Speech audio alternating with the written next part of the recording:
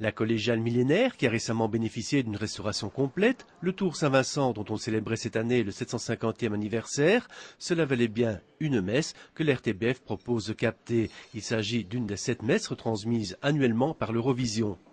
Ce mercredi, une quarantaine de personnes tirent des câbles, dressent des estrades, posent des micros, placent des caméras et installent les projecteurs.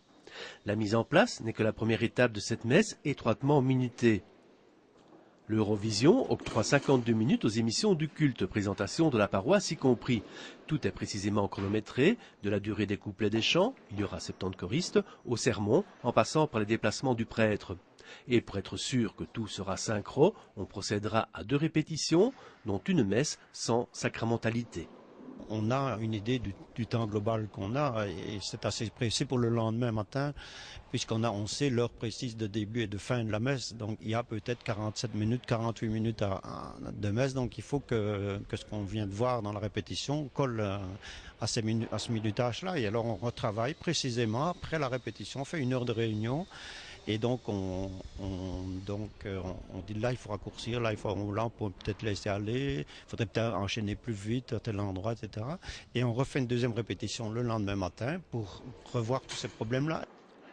La messe dite dans la collégiale Saint-Vincent bénéficiera d'une audience internationale et sera retransmise en Suisse italienne. La Suisse romande, plus protestante, ne célèbre pas la Toussaint.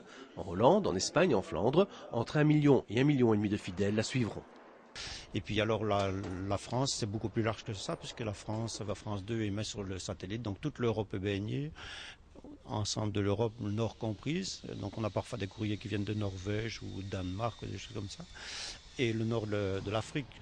On a déjà eu des courriers du Cameroun, par exemple, qui venaient des réactions sur le travail qu'on faisait.